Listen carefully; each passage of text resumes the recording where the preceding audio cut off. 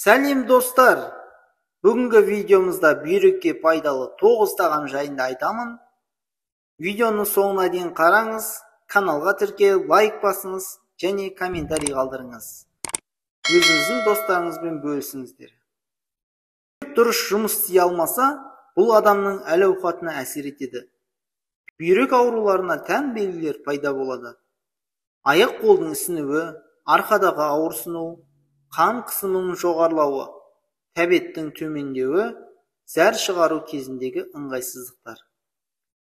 Жоғарыда айтылғандардың барлығы сізге шұғыл түрде дәрігерге көрініп, оның нұсқамаларын орындау керек екенін көрсетуі мүмкін. Бірақ жағдайды төтенше жағдайға ұшыратпау үшін үнемі бүйрекке пайдалы тағамдарды жеу жеткілікті. Бүйрек ауруларының алдын алу және емдеу үшін диетаға енгізілу керек 9 тағамды тізімге енгіземіз. Қауын қарбыз. Бақша мен бақша өсімдіктерінің өкілдері оң қасиеттері мен бүйрекке жұмсақ әсер етуі бойынша бірінші орында алады. Неліктен жеміс-жидек көкөністер мен жидектер пайдалы екенін білейік. Қарбыз бүйрек ауруларына арналған дәмді және тез әсер ететін дәрі. Оның қабынуға қарсы және жұмсақ диуретикалық әсері бар. Организмдегі қышқыл сілтілік тепе-теңдікті реттеуге көмектеседі. Қарбыз уролитиямен күресетін және мүшелердің денсаулығын сақтайтын дәрумендер мен минералдарға бай. Асқабақ қауын тұқымдастарынан бүршіктердің тағы бір досы. Бұл асқабақ. Бұл ағзаларға түскен токсиндер мен токсиндердің кетуіне ықпал етеді. Асқабақтың құрамында кіретін А дәрумен мен магний бүйрек жамбасындағы тастардың пайда болуына жол бермейді.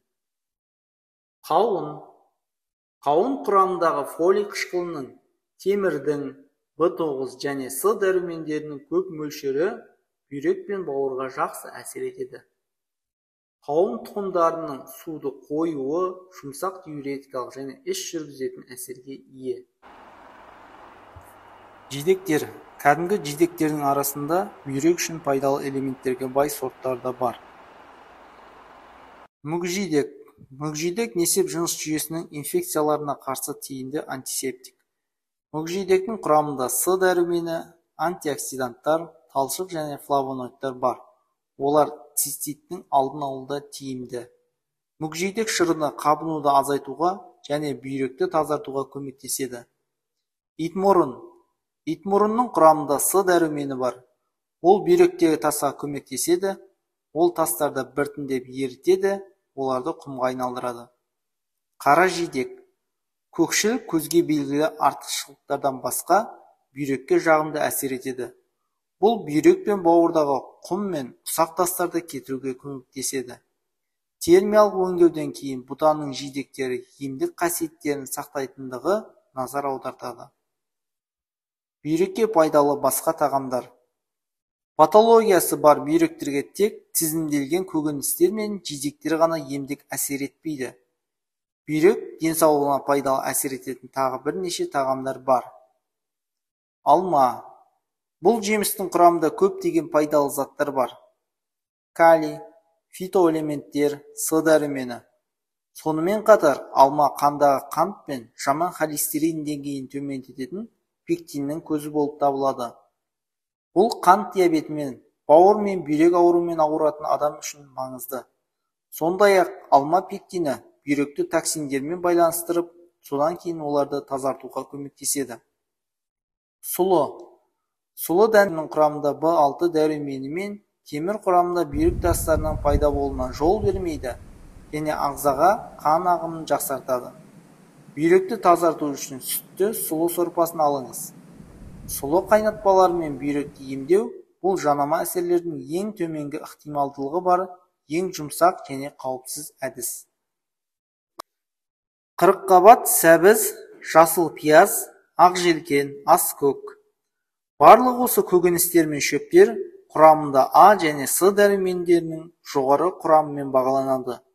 Бұл витаминдердің екі тобы зиянды бүйректің жұмысын жақсартып, олардың қалыпты жұмыс істеу үшін мүшелерді нығайта алады. Ал енді сіздерге бүйректің саулығын сақтаудың 5 ережесін ұсынамын. Егер сіз бүйрегіңіздің денсаулығын сақтағыңыз келсе, келесі нұсқауларды орындауға тырысыңыз. Бірінші, жануарлар ақуыздарын қабылдауды шектеңіз. Қызыл ет, жұмыртқа, сүт және сүт өнімдері. Өйткені затқа шамадан тыс әсер ету қанда жиналып, бүйректі асқындыратын қалдықтардың пайда болуына әкеледі. Екінші, алкогольді ысталған ет пен маринадтарды, тұзды жиі қолданудан аулақ болыңыз. Тағам бүйрекке зиянды әсер етеді. Үшінші, теңестірілген тамақтану принциптерін ұсыныңыз. Бүйректегі пайдалы тағамдарды ұқыпты және тамақ кезінде қолданыңыз. Төртінші, белсенді өмір салтын жүргізіңіз. Тұрақты, бірақ барабар физикалық жүктеме барлық мүшелердің жұмысын жақсартады. Бесінші, бүйрек ауруының алғашқы белгілері пайда болған кезде дәрігерге уақытылы көмек сұраңыз. Келесі видеода сіздерге бүйрек ауруының белгілері жайында болады. Каналға жазылып, лайк басып, комментарий қалдырыңыздар.